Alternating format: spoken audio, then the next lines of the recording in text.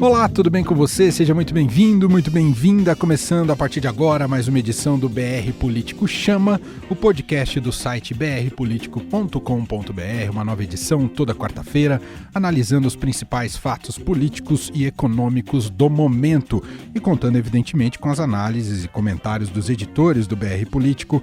Aqui em São Paulo, ao meu lado, aqui no estúdio, está Vera Magalhães. Tudo bem, Vera? Tudo bem, Emanuel. Salve, salve a todo mundo que está aqui para mais uma edição do nosso podcast. A Vera que fez aniversário recentemente, né, Vera? Verdade. Não caiu na data do podcast, mas aqui já dizer os parabéns e feliz aniversário, viu, Obrigada, Vera? querido, libriano como eu. Os librianos merecem esse destaque extra. Viu, Marcelo de Moraes? Tudo bem com você? Como vai? Salve todo mundo. Olá, Emanuel. Parabéns para a Vera, que ainda está na margem de erro do aniversário. Pode ser praticamente hoje, né? Já que foi na segunda-feira. Tá na margem de erro, tá valendo, então ainda é aniversário da Vera pro nosso podcast. Parabéns. Inclusive, eu quero instituir uma margem de erro de 2 anos, mas só para menos. Também podemos instituir isso. Chorar é livre, né? Vamos lá, né? Deixa, né? O Marcelo de Moraes que fala com a gente direto de Brasília.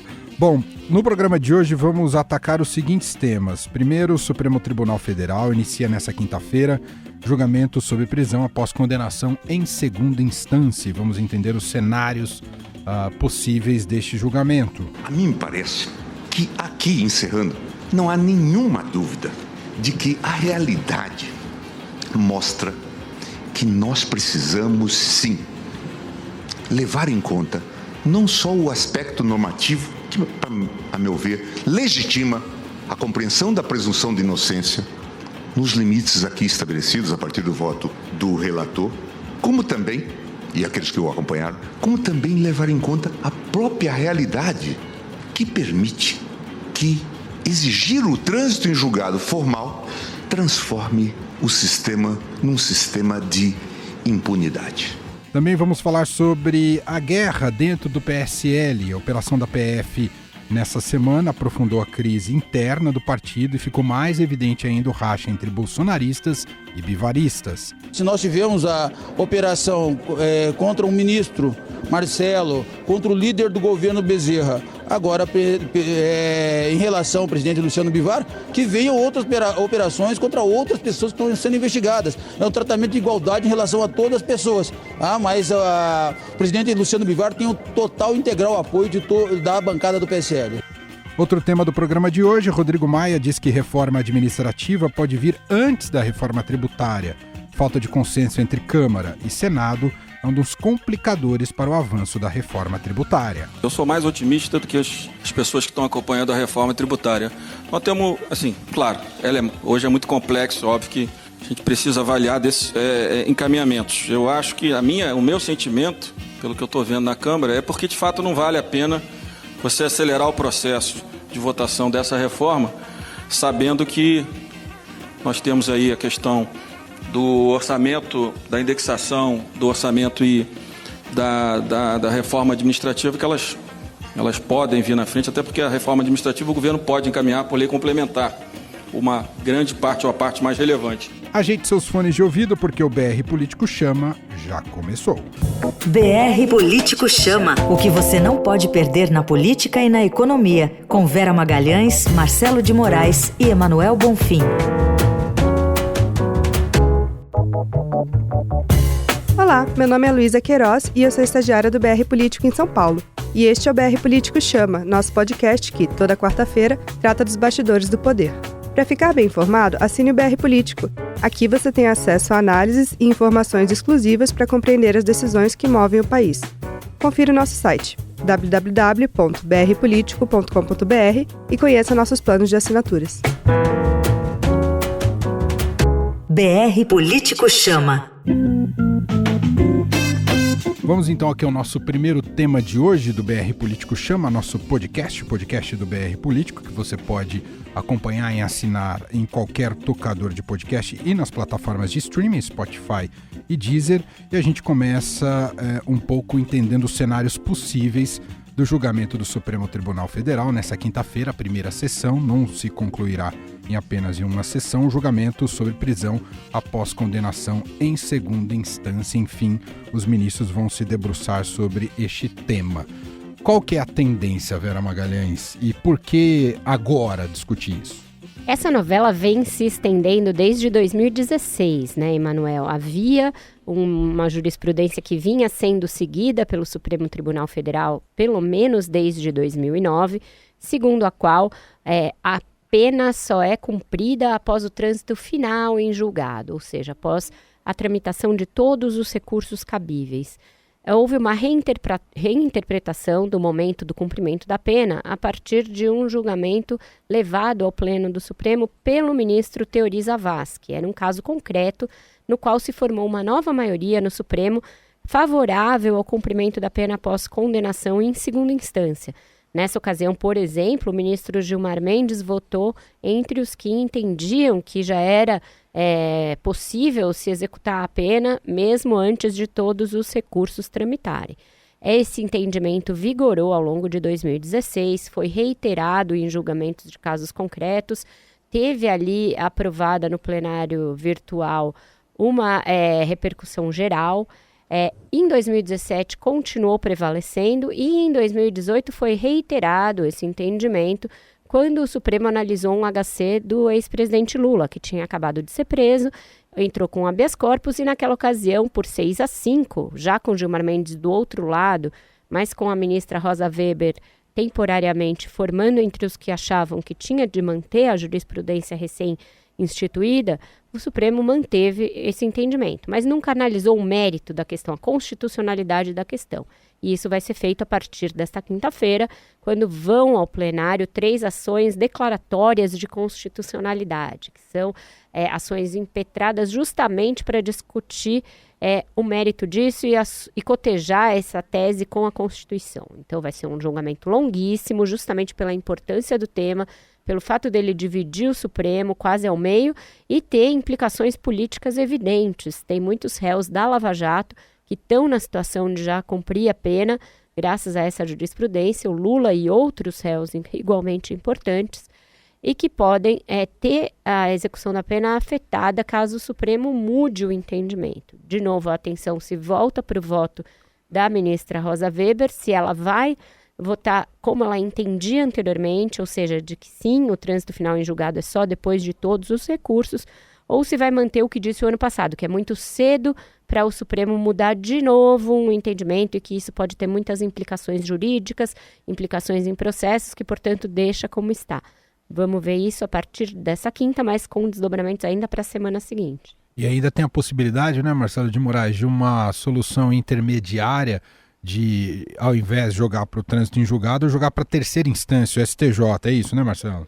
Isso, só que assim, eu também acho que é uma novela infinita, sabe? Parece aquele programa que vale a pena ver de novo, só que naquele programa as novelas terminam do mesmo jeito que quando passou a primeira vez, quando passou a segunda vez, termina tudo igual, é sempre a mesma novela, o capítulo termina igual. Nessa, parece que eu fico tentando assim, será que nessa exibição da novela o capítulo vai mudar?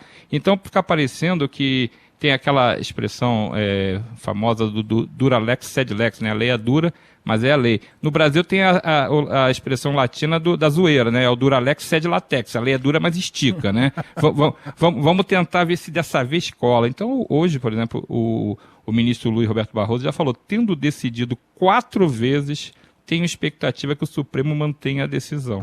Então, assim, porque decidiu 4 vezes a questão. Queria ver se fosse o Juquinha da Quitanda, se ia ter 4 julgamentos sobre o mesmo assunto nesse período curto de tempo. É que envolve políticos importantes, gente da Lava Jato, o Lula. Então, você acaba fazendo uma adaptação ali. Vamos tentar de novo para ver se dessa vez vai. E o próprio Barroso falou mais coisas. Ele falou que o mundo nos vê como um paraíso de corruptos. E eu acho que temos que superar essa imagem. Então, assim, essa é a reação que vai ter se por acaso virar o placar. A tendência é ser sempre uma decisão muito apertada. Tem dado para manter a prisão depois da condenação em segunda instância, eu acho que a última votação, Vera me corrija se eu estiver errado, acho que foi 6-5, se eu não me engano. Sim. Então é um placar mínimo, né? Você tem uma diferença muito apertada. A corte é dividida, né? Mas tem uma maioria formada, que seja por um voto, maioria é maioria, né? Não tem esse negócio. Então, é uma decisão sempre muito polêmica, muita política envolvida nessa discussão, muita paixão, né? Então, se você fizer essa decisão mudar dessa vez, alguns anos depois desse processo já ter sido começado, desse caso ter sido julgado, já a mesma questão, só que pequenas variações, mas você sempre julgando a questão da prisão depois da condenação em segunda instância, e dessa vez poder valer outra coisa, seja a terceira instância, seja valer já até o final do processo, até todos os transitados julgados, você vai ter uma reação, sem dúvida. A opinião pública vai achar, tá vendo? O Congresso está lá só para soltar, o Supremo está lá só para soltar as pessoas que cometeram crimes de corrupção. O Supremo não vale nada, desgasta a imagem do Supremo.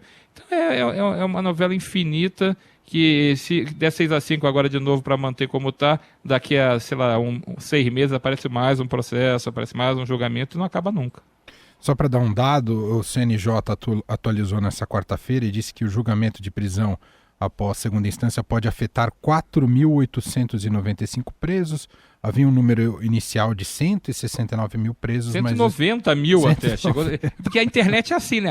Esse número tá baixo, vamos botar mais uns 50 mil nele, né? É aquela coisa, é a matemática da padaria, né? O cara vai lá e diz, vamos botar um número melhor, né? É porque tem uma questão que é uma loucura do sistema judicial brasileiro, Emanuel, que se está discutindo se quem já teve uma condenação em segunda instância cumpre ou não pena, ou seja, já foi condenado por um juiz e teve essa condenação ratificada por um colegiado, né? Portanto, analisou-se o mérito 2 vezes e dali para frente só cabem recursos de forma.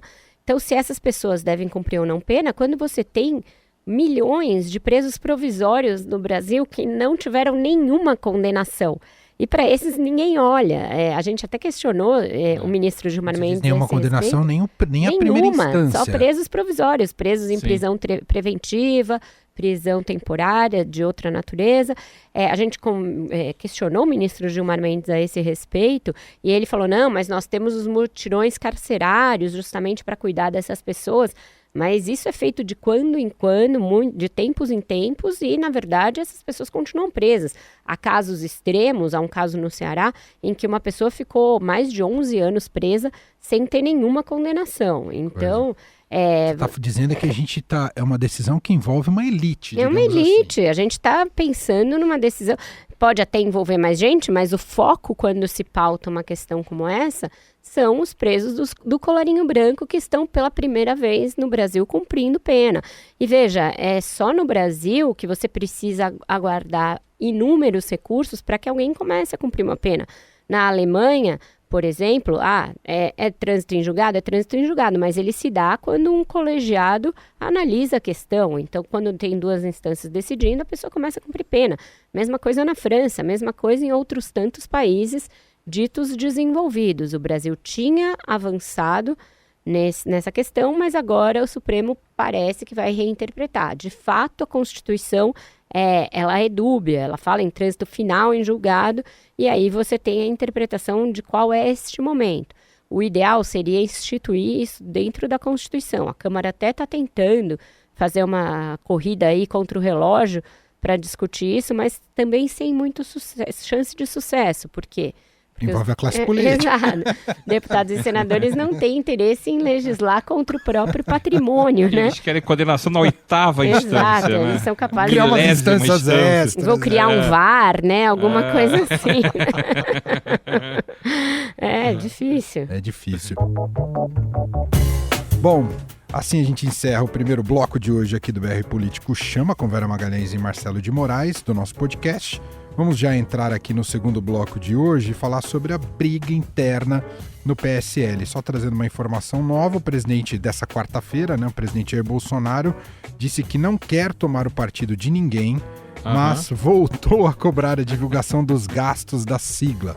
Lembrando que na terça-feira, a operação de busca e apreensão deflagrada pela Polícia Federal em endereços ligados ao presidente do PSL, Luciano Bivar, no Recife, agravou a crise que envolve o partido de Bolsonaro e ameaça prejudicar o andamento de projetos de interesse do Palácio do Planalto no Congresso. E aí teve ameaça de expulsão, tentativa de derrubada do líder na casa, a ala bivarista e bolsonarista cada vez mais evidente, buscando saídas jurídicas para essa turma do Bolsonaro. Enfim, Vera Magalhães, virou um pandemônio o PSL. Virou um pandemônio o PSL e essa guerra fratricida se desenrola ao mesmo tempo em que há desdobramentos de uma outra guerra que também atinge a direita, que se dá no terreno da CPMI e das fake news, né? Então você tem paralelamente essas duas questões, e uma alimentando a outra, essa guerra do PSL também alimentando os requerimentos para convocações de alguns integrantes, inclusive do governo, como o assessor especial da presidência Felipe Martins, na tal CPMI das fake news. A questão do PSL, o presidente Jair Bolsonaro hoje tentou dizer que não tem nada com isso, que não está em guerra com o partido, etc., mas a gente viu a origem, né? Foi na semana passada, a gente até tratou disso aqui no nosso podcast na semana passada. A partir daí, se deu tudo isso que você diz. Tem a ameaça por parte do Bivar e dos seus aliados de expulsar os partidários do presidente da República. Tem tentativas do outro lado de sair do partido sem perder o mandato, por conta da lei da fidelidade partidária. Tem uma disputa grande pelos recursos do fundo partidário, e a gente viu como esse fundo é poderoso no fim de semana, quando houve a realização de uma cúpula conservadora que foi feita para incensar o deputado Eduardo Bolsonaro e que foi bancada com recursos da fundação do partido. Então está tudo isso muito intrincado, a gente não sabe qual é o horizonte em que isso vai terminar, já tem até ameaças de suspender reuniões com medo de que saia conflito físico entre parlamentares. Chegamos a esse ponto, chegamos ao ponto do líder do partido do presidente tentar obstruir a votação de uma medida provisória. Então, são coisas nunca vistas, não é isso, Marcelo de Moraes? Nunca antes na história. Olha, eu vou dizer um negócio, eu já vi muita coisa no Congresso, eu cubro o Congresso há quase 30 anos. Esse PSL está criando uns novos paradigmas lá pra gente. Porque, assim, eles se ameaçam o tempo inteiro, tem uma briga, eles se odeiam nesse momento, não é uma coisa, não é um modo de falar, eles se odeiam. Se você coloca um perto do outro, começa a sair desaforo, mas é no Senado, é na Câmara, tem muita coisa.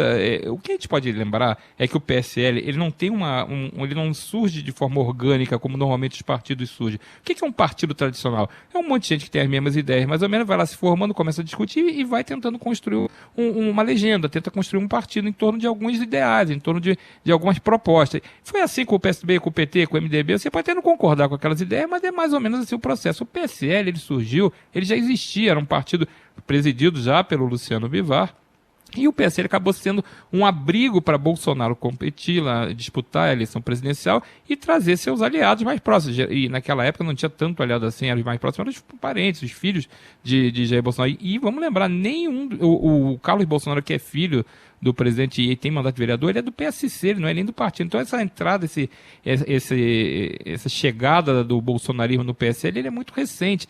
E com a vitória eleitoral, o Bolsonaro ajudou a eleger muitos deputados pelo Brasil afora. Então você não tem uma coisa orgânica, gente do partido que foi disputar porque já se conhecia, já estava junto. Não, é mais ou menos juntou uma galera e vamos lá. E deu certo. Então, muita gente inexperiente e que nem se gosta. É gente que não se dá bem, não concorda. Tanto que já começou a ter briga. No Senado tem briga com o Major Olímpio com os filhos com o filho do presidente, o senador Flávio Bolsonaro. Eles brigam toda hora. Tem a senadora Juíza Selma já deixou o partido. Na Câmara, Alexandre Frota já deixou o partido. Gustavo Bebiano já deixou o partido. O Paulo Marinho, que é suplente do Flávio Bolsonaro, já deixou o partido. Então, já começou a espirrar um monte de gente para lá e para cá, porque o PSL ele é um projeto que nasceu em torno da ideia Bolsonaro. Então, isso aí não podia acabar muito bem. É óbvio que você começa a ter muito poder, muita disputa por espaços políticos no Congresso por essa turma do PSL e estão batendo cabeça. Agora, na questão do PSL Bolsonaro versus Bivar,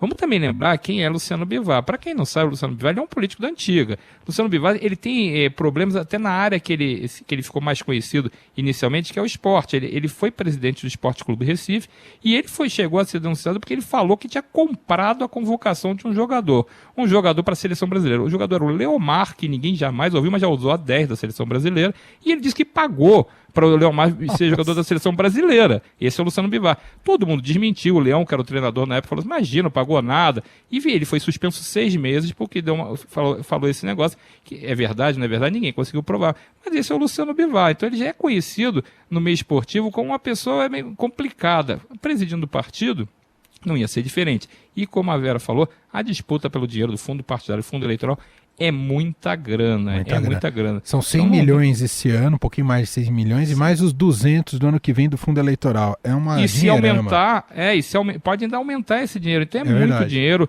Se com 800 mil você faz o evento que fez lá o Eduardo Bolsonaro, aquele evento quase um Eu Me Amo, né, que ele organizou, se com 800 mil você já faz isso, imagina com 100, 200, 300 milhões. Né? Então essa é a verdadeira briga, é o controle desse poder. Muito bem. Vamos fazer o seguinte, vamos lá para perto do Marcelo de Moraes, lá em Brasília, tem um destaque do repórter Gustavo Zucchi sobre MP lá do FGTS. Diga lá, Gustavo. Olá, Emanuel, olá, Vera, olá, Marcelo, olá, ouvintes do podcast BR Político Chama, tudo bem? Aqui em Brasília, os parlamentares que trabalham sobre a MP do FGTS estão encarando mais um recuo do governo na área econômica. Depois das declarações cheias idas e vindas sobre a CPMF, a bola da vez é o fim do monopólio da Caixa na administração das contas do FGTS. Eu conversei com o relator da proposta, o deputado Hugo Mota. Ele contou que já havia conversado com técnicos da área econômica do governo que concordavam que retirar do Banco Estatal o controle do fundo seria benéfico. Há poucos dias atrás, se viram surpresos com a declaração do Jair Bolsonaro de que seria contra a medida. Vamos ouvir. Nós conversamos com os setores do governo, avançamos no texto da concorrência sobre a taxa de administração para que haja ali uma disputa em quem vai administrar os ativos do fundo. Isso é uma questão que é tratada da taxa de administração. E a questão do agente operador, esses setores do governo, que incluem técnicos do Ministério da Economia, técnicos da SEGOV, da Secretaria de Governo, e outros técnicos elencados pelo governo, nós avançamos nesse texto. E foi, todo mundo teve de surpresa com a declaração do presidente. Esses setores do governo, eles se convenceram de que para nós seria, para o país, digamos, seria importante essas mudanças que nós estamos propondo. Então, nós estamos aguardando, depois que o presidente deu essa declaração, o governo tem procurado para conversar, mas que até então não há nenhuma definição acerca desse posicionamento que o governo viria a defender. A Caixa está resistindo muito, porque ela quer continuar com o monopólio e quer continuar também, além do monopólio, cobrando uma taxa abusiva de 1% de todo o patrimônio líquido e também do passivo do FGTS, uma taxa que é totalmente acima daquilo que é praticado no mercado. Nós vamos seguir com o nosso posicionamento, claro que vamos conversar com o governo ainda. O presidente Bolsonaro, ele vem do parlamento, ele sabe do Congresso é isso, é discussão, o Congresso é debate, e é natural a discordância de quem entender diferente daquilo que nós pensamos. Eu não tenho nenhum problema com relação a isso. Cada um vai defender e eu estou pronto para que o nosso relatório seja votado. Acho que nada melhor do que a análise criteriosa dos parlamentares, cada um vendo a fundo o que claramente nós estamos defendendo, e sem dúvida alguma, qualquer parlamentar que parar para estudar um pouco, não só isso, mas uma série de outras mudanças que estamos fazendo no relatório sobre o fundo de garantia, com certeza irá apoiar o nosso relatório. Dentre as outras mudanças citadas por Mota na conversa que eu tive com ele, uma das que deixa muita gente de cabelo em pé é a aplicação de recursos do FGTS em outros fundos de investimento e no mercado de capitais, como ações e títulos privados. Ele revelou essa novidade ao Estadão em matéria publicada nesta quarta-feira. A medida causou revolta no setor da construção. Hoje, a lei só permite que o dinheiro financie moradias, saneamento e infraestrutura. A expectativa é que até semana que vem consiga-se chegar a um consenso com o Ministério da Economia, para que o relatório de Mota seja lido na comissão mista. A MP só vence em novembro. Era isso, gente, um abraço e até a próxima semana. Tá aí, destaque do Gustavo Zucchi, repórter do BR Político, direto de Brasília. Pelo que entendi, são várias coisas distintas aí, envolvendo Caixa e FGTS. Um deles é essa proposta de acabar com a multa dos 10%, que aparentemente isso tende a correr e ser... Outra coisa é gerenciar os ativos do FGTS, e isso a longo prazo, e a Caixa tem um monopólio disso. É isso, se eu entendi direito, Vera? É isso, mas ainda está muito difícil de mapear todos os interesses e ver como isso vai ficar lá no Congresso. A própria reportagem do Gustavo mostra que ainda está todo mundo pisando em ovos, ainda não se tem um formato para esse novo modelo. No mundo ideal, o que deveria ser feito é o próprio dono do dinheiro, né? Ou seja, o trabalhador decidir onde quer aplicá-lo. Então, a abertura e a quebra do monopólio da Caixa seria bem-vinda se fosse a liberdade total da pessoa decidir onde ela vai investir esses recursos. E tem um outro problema subsidiário a essa discussão toda, que é a questão do financiamento imobiliário, né? O FGTS é o principal recurso de financiamento da casa própria, do Minha Casa Minha Vida. Hoje em dia, se for tirar isso da Caixa, tem de criar uma nova fonte de recursos para o financiamento habitacional. Acho que o governo tem de pensar em todas essas questões. Você quer acrescentar alguma coisa sobre isso, Marcelo?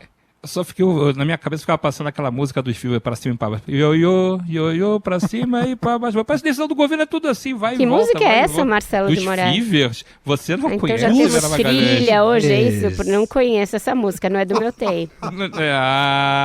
Vera. Ioiô, pra cima e pra baixo. Eu vou querer ouvir na trilha do nosso pódio. Canta o refrão de novo, que eu não peguei direito. Não, aqui, o refrão assim, ioiô, pra cima e pra baixo eu estou. É assim, gente. Mas assim, parece que o governo faz isso, né? Ele vai pra cima, vai pra baixo, vai pro lado. Ele vale pra todas as áreas do governo. Pode virar o melô desse governo, essa música do ioiô. Não, e ainda fala que é preso por um fio estou, né? Porque todo mundo ali tá tudo preso por um fio, né? Ótimo. Então, assim, é mais uma decisão aquela coisa bem organizada que a gente tem nesse governo, que sai uma decisão e depois ninguém concorda com ela, nem o próprio governo. Então, é uma coisa genial. Tipo assim, o governo solta a ideia, ninguém estava pensando nisso. O governo solta a ideia, manda para o Congresso, que o relator, como o Gustavo mostrou, o relator está perplexo, né? Porque ele recebeu um material que é tipo assim, mas vem cá, vocês é que falaram para a gente fazer desse jeito, agora não é mais. Então, se não está amarrado, por que você não dá aquela amarrada primeiro antes de jogar no caldeirão? Isso tem às vezes, você faz isso para fazer um teste, né? Você solta um balão de ensaio, vê se cola, vê se dá certo, se o pessoal aprova. Mas nesse caso não, nesse caso tinha uma vontade para tentar aprovar e agora você viu que, como a Vera falou, não tem definição nenhuma ainda, né? É, verdade. Bom, fechamos assim nosso segundo bloco do BR Político Chama de hoje, o podcast do brpolitico.com.br com Vera Magalhães e Marcelo de Moraes. Entrando no nosso terceiro e último bloco, começar aqui sobre reforma tributária e reforma administrativa. O Rodrigo Maia participou de um evento aqui do Estadão e sinalizou que a reforma administrativa pode andar mais rapidamente do que a tributária no legislativo, até porque a tributária está bem emperrada por conta das brigas entre Câmara e Senado. Agora, a administrativa é consenso entre economistas, Vera e Marcelo, que ela é muito importante, mas ela também é tão difícil quanto politicamente, não é, Vera? Um pouco menos difícil, porque pelo menos deve chegar um projeto único, que já ajuda como ponto de partida, né, da discussão. Então, acho que é por isso, e até a gente já tinha percebido isso, o Rodrigo Maia está constatando algo que nós, modéstia à parte, já tínhamos constatado no BRP, no nosso relatório Fique de Olho. A gente fez exatamente esse enunciado de que a administrativa tendia a passar à frente da tributária justamente pela falta de um consenso quanto ao projeto a ser tocado na reforma fiscal e tributária. O governo perdeu o eixo na discussão quando ficou sem a possibilidade de restabelecer uma discussão sobre uma contribuição sobre pagamentos, né, uma nova CPMF, como se dizia, e aí o projeto do governo nunca foi à frente. Os da Câmara e do Senado estão agora num processo de sistematização para que que haja uma tentativa de consolidar num só, e isso ainda vai demorar muito, não tem consenso com estados que querem cobrar na origem, no destino, enfim, é uma novela interminável. A administrativa, ela vai enfrentar um lobby muito pesado contrário, mas ela ajuda estados e municípios que também estão encalacrados com a questão do pagamento de funcionários. Então, se ela tiver esse eixo aí de rever a estabilidade, ao menos para quem entrar a partir de agora no setor público, estabelecer contratação por CLT para algumas carreiras, ela começa a desengessar um pouco a máquina pública e a dar uma possibilidade de redução de gastos. Então, por isso, ela tem potencial para ir à frente. Mas, de novo, não existe ainda o projeto. Entendi. Existe uma intenção. O Ministério da Economia está trabalhando num projeto e é um gerúndio que a gente não sabe quando vai terminar, né, Marcelo? Trabalhando, né? Exato. Esse A é longo demais, né? Você vê, e realmente está trabalhando, que o ministro da Economia, Paulo Guedes, ele até desistiu de ir na reunião do FMI justamente para tentar montar esse pacote pós-previdência, né, pós-reforma da Previdência, que deve ser concluído o segundo turno da reforma das reformas, né, na semana que vem, no Senado. E aí fica essa pauta administrativa e tributária para ser discutido e tentar um acordo. Nesse evento do Estadão, do Empresas Mais, eu até entrevistei o Rodrigo Maia para o evento, ele não jogou a toalha da tributária, mas ele admite que tem muito mais dificuldade do que a reforma administrativa, até por causa dessa falta de consenso. Tem 3 décadas que se tenta aprovar uma reforma tributária e o desfecho é sempre o mesmo. A conta não fecha, porque quem perde não admite perder. E o mecanismo compensatório que se cria não compensa as pessoas suficientes para ela topar. Então, qual é a fórmula que eles estão tentando fechar agora? Vai se criar, para evitar a briga Senado-Câmara, vai se criar uma nova comissão mista, onde o presidente da comissão vai ser o senador Roberto Rocha, que era o relator da proposta no Senado. Ele ficaria com a presidência dessa comissão, e o Aguinaldo Ribeiro, que é o relator da proposta na Câmara, ficaria com a relatoria na comissão. É aí que se construiria essa proposta. E o Planalto ficaria responsável por fazer os mecanismos compensatórios que viriam dentro de outros instrumentos do dinheiro dos leilões, Pacto Federativo. Seria criado um jeito para fazer essa compensação que nunca fecha. Vai dar certo? Só Deus sabe, porque essas contas são mirabolantes, nunca o pessoal fica satisfeito, tem sempre uma parte que não se interessa e acaba desistindo. Então, para mim, a reforma administrativa já passou na frente, já está com mais chance, e eu só alerto que o calendário eleitoral é um fator muito importante e preocupante para essas reformas andarem, porque já estamos na metade de outubro, ano que vem tem eleição, mesmo sendo uma eleição curta, o pessoal só cuida de campanha e ninguém vai ficar querendo votar problema no meio da disputa eleitoral. Muito bem. Antes da gente encerrar o programa, teve uma notícia importante dessa quarta-feira, a PNAD contínua do IBGE, e mostrou que a desigualdade de renda no país alcançou um patamar recorde em 2018, dentro dessa série histórica. Isso significa, só para dar um dado que eu acho que é o mais assustador, que a metade mais pobre da população, quase 104 milhões de brasileiros, isso o retrato de 2018, vivia com apenas R$ 413 mensais, considerando todas as fontes de renda. O outro extremo, 1% mais rico, que somam pouco mais de 2 milhões de pessoas, renda média de R$ 16.297 por pessoa. Nossos políticos precisam trabalhar mais, né, Vera? Precisam, e a gente tem de saber como vai conciliar a necessidade de ainda resolver essas enormes desigualdades sociais que existem no Brasil com a necessidade de ter uma austeridade fiscal, né, que é a política ali econômica ortodoxa que o Paulo Guedes defende, o liberalismo, mas liberalismo estrito sensu num país com essas demandas sociais como o Brasil... Só aprofunda, né? Não é possível. A gente teve agora a vitória do Prêmio Nobel de Economia para um trio que estudou justamente a questão da desigualdade, formas, mecanismos de combatê-la sem precisar apelar para o populismo fiscal, populismo econômico, que a gente também já viu dar errado aqui no Brasil, né? A gente teve um período ali de melhora nos indicadores sociais no início do governo Lula. Depois isso se perdeu com Dilma Rousseff e a recessão econômica que ela nos legou. Não está dado ainda como resolver, é uma equação que por hora não fecha. Mas os números falam por si próprios, né? Não dá para a gente imaginar que o Brasil do dia para a noite vai virar uma república de direita, conservadora e pró-liberalismo radical da economia. Com 200 milhões de empreendedores. Com todos esses desempregados, com todas essas pessoas ganhando salários baixíssimos, com renda muito baixa, né? A nossa renda não cresce, ela, pelo contrário, é menor do que era em 2013. Então, é um desafio ainda a ser equacionado e esse governo demonstra não ter projeto na área social. A gente não viu ainda um grande projeto na área social. O Jair Bolsonaro, que é um crítico da vida toda do Bolsa Família, na campanha se reconciliou com o programa, prometeu até fazer um 13º, aumentar, dar um aumento real para o Bolsa Família e é só. Então, na verdade, ele está surfando no legado do PT, por incrível que pareça, e não tem um projeto seu, qual é a ideia que esse governo tem do que seja combater a desigualdade social? Não existe. Então vamos ver onde isso vai nos levar, né? Inclusive politicamente. É uma panela de pressão esses números, não é, o Marcelo? Sem dúvida. Eu vou só reproduzir uma fala da gerente da PNAD, a Maria Lúcia Vieira, que ela resume, acho que para mim ela resume perfeitamente o que foi o resultado de hoje. Os mais pobres ficaram mais pobres, os mais ricos ficaram mais ricos. Não precisa falar mais nada, né? É isso aí. Bom, gente, vamos encerrar a edição de hoje aqui do BR Político Chama, nosso podcast.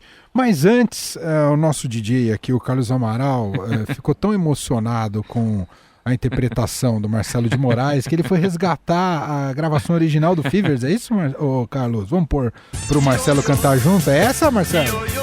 É claro! Ó! Acima aí para onde eu estou. Você pede, eu obedeço, você manda, eu vou. Ó! Era na época dos seus bailinhos, Marcelo? Eu não, eu era neném. Você ainda não tinha cabelo, Emanuel. A gente pode até emendar outra música. Mamãe passou assim. Emanuel, nessa época você tinha cabelo ainda. Eu tinha cabelo, eu sei. Sei como é que é. Ainda lembro, né?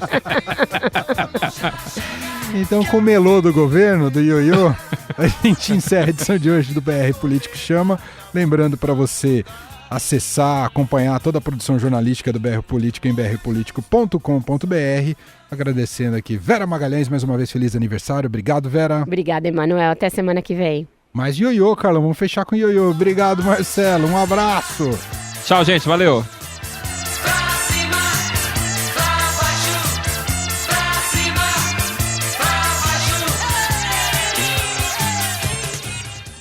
BR Político Chama. O que você não pode perder na política e na economia. Com Vera Magalhães, Marcelo de Moraes e Emanuel Bonfim.